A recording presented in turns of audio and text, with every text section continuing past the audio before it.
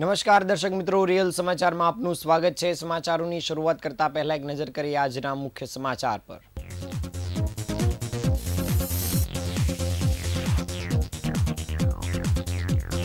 સુરતની રાજ ટેક્સટાઇલ માર્કેટમાં લાગેલી આગ બેકાબુ બની, 3 ફાયર જવાનો ઈજાગ્રસ્ત થયા। સિટી લાઇટની વૃદ્ધા સાથે મોટી છેતરપિંડી આચરી જમીન પચાવનાર શખ્સ પકડાયો।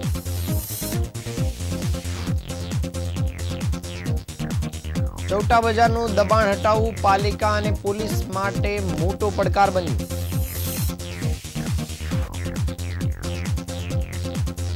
વેસુનો કાપડ વેપારી 13 લાખની કિંમતનો હાઇબ્રિડ ગાંજા સાથે પકડાયો।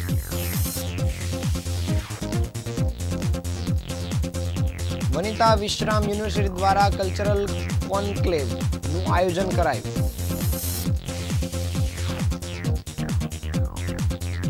નવસારીના ઐતિહાસિક તળાવમાં પાલિકા દ્વારા ફૂડ કોર્ટ બનાવવાની યોજના પર વિવાદ ઉઠ્યો।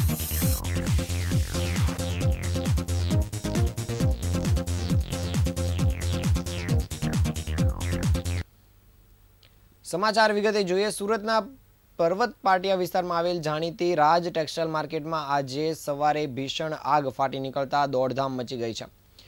આગની ગંભીરતાને જોતા સુરત ફાયર વિભાગની 15 જેટલી ગાડીઓ તાત્કાલિક ઘટનાસ્થળ પર પહોંચી ગઈ છે અને યુદ્ધના ધોરણે આગ પર કાબુ મેળવવાનો પ્રયાસ ચાલી રહ્યો છે। પ્રાથમિક માહિતી અનુસાર આગની શરૂઆત માર્કેટના ગ્રાઉન્ડ ફ્લોર પર આવેલ લિફ્ટમાં થઈ હતી અને ટેક્સટાઇલ માર્કેટનો કાપડનો જથ્થો વધુ હોવાથી આગ ઝડપથી ફેલાઈ અને ગ્રાઉન્ડ ફ્લોરથી 7 માળ સુધી પહોંચી હતી। આ ભીષણ આગના કારણે માર્કેટની 20થી વધુ દુકાનો તેની ઝપેટમાં આવી ચૂકી છે। સુરત શહેરના 9 ફાયર સ્ટેશનની 15 ગાડીઓનો મોટો કાફલો આગ બુઝાવવાની કામગીરીમાં જોતરાઈ ચૂક્યો છે। ફાયર વિભાગના અધિકારીઓએ જણાવ્યું હતું કે કાપડના કારણે આગ વધુ ઝડપથી પ્રસરી રહી છે, પરંતુ તેને અન્ય માળ કે દુકાનમાં ફેલાતી અટકાવવાના પ્રયાસો ચાલી રહ્યા છે। આગ લાગવાનું ચોક્કસ કારણ હજુ સુધી સામે આવ્યું નથી। સદનસીબે આ ઘટનામાં કોઈ જાનહાનિના અહેવાલ નથી। જ્યારે chief fire officer Basant Parikh દ્વારા સ્થળ પર નિરીક્ષણ કર્યા બાદ મીડિયા સાથેને સંબોધતા જણાવ્યું હતું કે આજે સવારે અમને રાજ ટેક્સટાઇલ માર્કેટમાં આગ લાગવાનો કોલ મળ્યો હતો અને આગની ગંભીરતા જોતા તાત્કાલિક 9 સ્ટેશનમાંથી 15 જેટલી ફાયર ફાઇટરો તથા પૂરતો સ્ટાફ ઘટનાસ્થળ પર પહોંચાડવામાં આવ્યો છે। હાલમાં આગ પર કાબુ મેળવવાનો પ્રયાસ પૂરજોશમાં ચાલી રહ્યો છે અને ભીષણ આગ પર કાબુ મેળવવા માટે 15 લાખ લીટરનો ઉપયોગ કરવામાં આવ્યો છે। ઘટના સ્થળ પર પહોંચેલી ફાયર વિભાગની ટીમને આ આગને મેજર કોલ જાહેર કર્યો છે। ટોપ ફ્લોરથી નીચેના 3જા માળે લાગેલી આગ ઉપર હજુ સુધી પ્રસરી રહી છે। બેકાબુ આગ પર કાબુ મેળવવા માટે પહોંચેલા 3 ફાયર જવાનો ઈજાગ્રસ્ત થયાનું હોવાનું પણ સામે આવ્યું છે। આગ પર કાબુ મેળવતા સમયે ધુમાડામાં ગુંગળાયા હોવાનું ને કારણે તેઓ ઈજાગ્રસ્ત થયા હતા। આગના ધુમાડામાં ફાયર જવાન બેભાન થતાં જ તેને તાત્કાલિક સારવાર અર્થે સ્વીમેર હોસ્પિટલ ખાતે ખસેડવામાં આવ્યો છે। હાલ ફાયર ફાઇટરની ટીમ દ્વારા સઘન કામગીરી હાથ ધરવામાં આવી છે અને આગ બુઝાવવાની પ્રયાસ કરાઈ રહ્યો છે।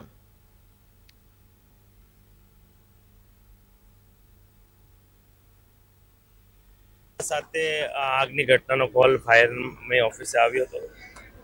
પહેલો જ્યારે ફાયરનું ગાડી અહીંયા આવી તો આગ ખૂબ જ વિકરાળ હતી, એટલે બ્રિગેડ કોલને જાહેર કર્યો હતો અને મેક્સિમમ ફાયર સ્ટેશનથી બધી જ ગાડીઓ બોલાવી લેવામાં આવી હતી। અત્યારે 90% આગ કાબૂમાં છે, કોઈ જાનહાનિ નથી। પ્રાથમિક તારણ જોતા એવું લાગી રહ્યું છે કેબલના ફોલ્ટના હિસાબે આ લાગી છે, પણ તપાસ કરશું। તપાસના અંતે જે કોઈની ભૂલ હશે તેનું નિયમ અનુસાર કાયદેસરના અમે પગલાં ભરીશું। સવારે 7:15 સુરતના સિટી લાઇટ વિસ્તારમાં રહેતી 70 વર્ષીય વૃદ્ધા માટે મોટી છેતરપિંડી થવાનો ધમાકેદાર ખુલાસો થયો છે અને આહવા ગામે આવેલી તેમની કિંમતી જમીન કે જે 59 કરોડ રૂપિયાની જમીન પર કબજો મેળવવા જમીન માફિયાએ સારી રીતે ચોક્કસ પ્લાનિંગ કરીને વૃદ્ધાને શિકાર બનાવી હતી। આરોપી સંજય અધેરાએ વૃદ્ધાને પહેલા વિશ્વાસમાં લીધા બાદ બંધ ચલણી નોટો વટાવી આપવાની લાલચ આપી હતી। તેમણે દાવો કર્યો હતો કે તેની પાસે 150 કરોડની જૂની નોટો છે, જેને બદલવામાં તેમની મદદ થશે અને બદલામાં તેને વૃદ્ધાની જમીન પોતાના નામે કરાવવાની વાત કરી હતી। આ લાલચમાં આવી ગયેલ વૃદ્ધાએ જમીનનો સાદાખત અને કબજા કરાર પર મંજૂરી આપી હતી। કરાર મુજબ આરોપીને કરોડોની રકમ ચૂકવવાની હતી, પરંતુ તેને બદલે માત્ર 21,000 જ બેંક મારફતે ટ્રાન્સફર કર્યા હતા અને બાકીની રકમ ચૂકવ્યા વિના જમીન પોતાના કબજામાં લઈ લેવામાં આવી હતી. ઘટનાની જાણ થતાં જ પોલીસ હરકતમાં આવી હતી અને પુરાવાના આધારે સંજય અધેરાની ધરપકડ કરવામાં આવી છે. પ્રાથમિક તપાસમાં જાણવા મળ્યું છે કે આરોપી અગાઉ પણ આવા કારસાઓમાં સંકળાયેલો છે અને વૃદ્ધો તથા સાદા સ્વભાવના લોકોને નિશાન બનાવે છે.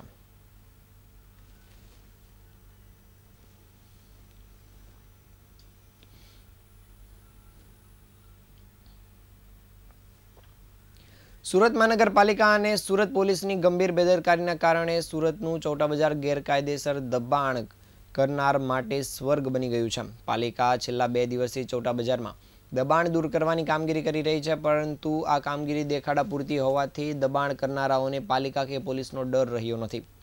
સુરતના ચૌટા બજારમાં ગેરકાયદેસર દબાણ માટે હપ્તાનું રાજકારણ પણ ચાલી રહ્યું હોવાના આક્ષેપો થયા છે. આ રોડ પાલિકાનો છે, તેમ છતાં માથાભારે તત્વો હપ્તા ઉઘરાવે છે અને તે પાલિકા, પોલીસ અને રાજકારણીઓ સુધી પહોંચતા હોવાના પણ આક્ષેપો થયા છે. સુરત પાલિકાએ પોલીસની મદદથી દબાણ દૂર કરવા માટે પ્રયાસ કર્યા છે, પરંતુ તે પ્રાથમિકતાથી થતા ન હોવાથી આ દબાણની સમસ્યા કાયમી ધોરણે દૂર થતી નથી. પાલિકા અને પોલીસની આવી નબળી કામગીરીથી ચૌટા બજાર અને રાજમાર્ગ પર દબાણ કરનારાઓનો ભરડો થઈ જાય છે. ભૂતકાળમાં પાલિકાએ દબાણ દૂર કરવાની કામગીરી કરી હતી, ત્યારે માથાભારે દબાણકારોએ દ્વારા પાલિકાની ટીમ પર હુમલો કરીને પોલીસ સામે સામાન પણ લઈ ગયા હતા. પોલીસ અને પાલિકાની આવી નીતિના કારણે ચૌટા બજારમાં વાહન ચલાવી શકાય તેવી સ્થિતિ રહેતી નથી. પાલિકા કે પોલીસ આ ગંભીરતાથી દબાણ દૂર ન કરે તો ભવિષ્યમાં શહેરની શાંતિમાં પણ પલટો આવી શકે તેમ છે. સુરત પાલિકાના સેન્ટ્રલ ઝોને છેલ્લા 2 દિવસથી ચૌટા બજારમાં દબાણ દૂર કરવાની કામગીરી શરૂ કરી છે, પરંતુ આ કામગીરી માત્ર દેખાડા પૂરતી છે. પાલિકાની ટીમ 2 દિવસથી દબાણ દૂર કરી રહી છે અને ગણતરીની મિનિટોમાં જ ફરી દબાણ થઈ જાય છે. તેમ છતાં પાલિકા કે પોલીસ તંત્ર આક્રમક રીતે કામગીરી કરી શકતી નથી, જેનો ભોગ સ્થાનિકો અને વાહન ચાલકો તથા ચૌટા પૂરની મુલાકાત લેતા લોકો બની રહ્યા છે. પાલિકા અને પોલીસની નબળી કામગીરી તથા હપ્તાના રાજકારણના કારણે ચૌટા બજારના દબાણો કાયમી ધોરણે દૂર કરી શકાતા નથી.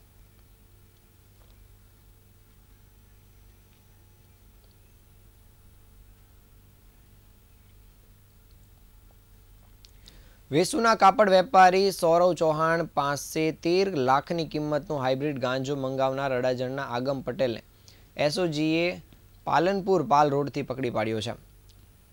સ્પેશિયલ ઓપરેશન ગ્રુપની ટીમે બાતમીના આધારે અડાજણમાં હનીપાર્ક રોડ પર સરસ્વતી સ્કૂલ પાસે સાંઈરામ રો હાઉસ ખાતે દરોડા પાડ્યા હતા અને અહીં રહેતો આગમ પટેલ ચોરી છુપીથી હાઇબ્રિડ ગાંજાનું વેચાણ કરતો હતો.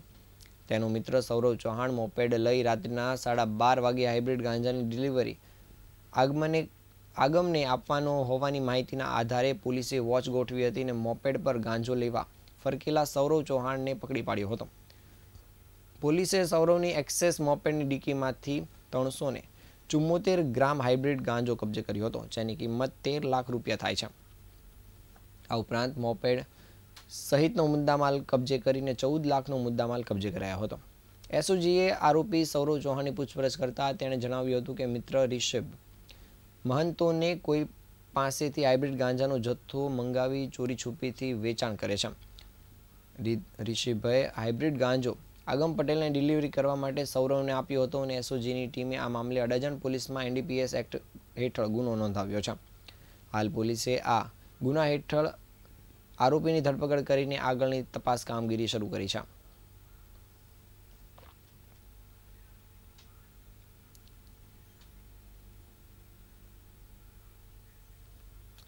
વનિતા વિશ્રામ વિમેન્સ યુનિવર્સિટીની સોશિયલ અને કલ્ચરલ કમિટી દ્વારા કલ્ચરલ કોન્ક્લેવ 2025નું આયોજન કરવામાં આવ્યું હતું. વનિતા વિશ્રામ સંચાલિત વનિતા વિશ્રામ વિમેન્સ યુનિવર્સિટી સુરત દ્વારા 9 ડિસેમ્બરના રોજ કલ્ચરલ કોન્ક્લેવનું ભવ્ય આયોજન વનિતા વિશ્રામ ખાતે શિવગૌરી હોલમાં કરાયું હતું. 2 દિવસીય આ કોન્ક્લેવનો હેતુ નાટ્યકલા, ચિત્રકલા અને ફોટોગ્રાફી જેવા સર્જનાત્મક ક્ષેત્રમાં વિદ્યાર્થીઓને અનુભવી કલાકારો સાથે જોડવાનો હતો. કાર્યક્રમના મુખ્ય મહેમાન તરીકે આદિત્ય વિક્રમ કે જે ભૂતપૂર્વ IRS અધિકારી છે, તેઓ ઉપસ્થિત રહ્યા હતા. તેમણે પોતાના સંબોધનમાં યુનિવર્સિટી દ્વારા કલા સંસ્કૃતિના પ્રચાર માટે કરવામાં આવેલા પ્રયત્નોની પ્રશંસા કરી હતી. કાર્યક્રમમાં આદરણીય મહેમાન એવા વરિષ્ઠ ચિત્રકાર અને દ્રશ્યકલા નિષ્ણાંત કનૈયાલાલ પટેલ, નાટ્ય કલાકાર અને થિયેટર પ્રેક્ટિશનર કપિલદેવ શુક્લ ઉપરાંત ફોટોગ્રાફીમાં જાણીતા નિષ્ણાંત સુનિલભાઈ અદેશરા, અજયભાઈ શાહ ઉપસ્થિત રહ્યા હતા. યુનિવર્સિટીના પ્રોવોસ્ટ ડૉક્ટર દક્ષેશ ઠાકર તેઓને પોતાની આગવી છટામાં આવકાર્યા હતા, જ્યારે અજયભાઈ શાહ તથા સુનિલભાઈ અદેશરાએ વિદ્યાર્થીનીઓને ફોટોગ્રાફીની કલા વિશે માર્ગદર્શન પૂરું પાડ્યું હતું. જ્યારે વરિષ્ઠ ચિત્રકાર કનૈયાલાલ પટેલ એ પ્રાયોગિક રીતે ચિત્રકલાનો નવો દૃષ્ટિકોણ આપ્યો હતો. દેવાંગભાઈ દ્વારા અને ગિરીશભાઈ સોલંકીએ નાટ્યશાસ્ત્રની સમજૂતી પોતાની આગવી અભિવ્યક્તિ સાથે આપી હતી. આ કોન્ક્લેવમાં મોટી સંખ્યામાં યુનિવર્સિટીના બાળકો ઉપસ્થિત રહ્યા હતા અને ભાગ લીધો હતો.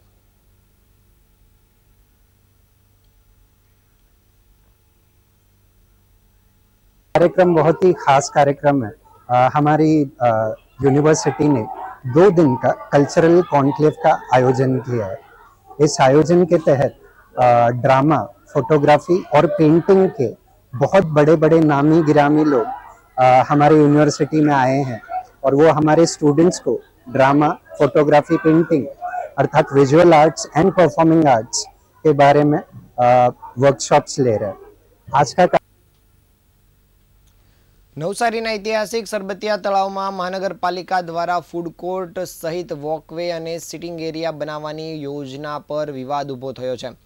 પૂર્વ વિપક્ષી સભ્ય સહિત શહેરના બુદ્ધિજીવી વર્ગે પણ આ તળાવના પુરાણ બાબતે વિરોધ વ્યક્ત કર્યો છે. નવસારી શહેરના મધ્યમાં આવેલ ઐતિહાસિક સરબતિયા તળાવના બ્યુટિફિકેશન પ્રોજેક્ટમાં ફૂડ કોર્ટ બનાવવાની યોજનાને લઈને મોટો વિવાદ થયો છે. નવસારી મહાનગરપાલિકાના કમિશનર દેવ ચૌધરીએ જ્યાં તળાવનું પુરાણ નહીં થાય અને લોકોને નવું નજરાણું મળશે તેમ જણાવ્યું છે, ત્યાં શહેરના બુદ્ધિજીવીઓ, વકીલ અને પૂર્વ વિપક્ષી સભ્યોએ આ યોજનાનો સખત વિરોધ કર્યો છે. તળાવના અમુક ભાગને પૂરીને ફૂડ કોર્ટ બનાવવાથી તળાવની પહોળાઈ ઘટશે અને ટ્રાફિકની સમસ્યા વધશે તેવી શંકા વ્યક્ત કરી છે. મહાનગરપાલિકાના કમિશનર દેવ ચૌધરીએ આ મામલે ખુલાસો કર્યો છે કે સરબતિયા તળાવમાં બ્યુટિફિકેશન ચાલી રહ્યું છે, જેમાં ફૂડ કોર્ટ પણ શરૂ કરવામાં આવશે અને લોકોને બેસવા અને હરવા ફરવા માટેનું એક નજરાણું મહાનગરપાલિકા દ્વારા આપવામાં આવી રહ્યું છે. આ તળાવનું પુરાણ કરવામાં આવશે નહીં, જ્યારે કમિશનરે તળાવની મૂળ સ્થિતિ જાળવી રાખવાની ખાતરી પણ આપી છે.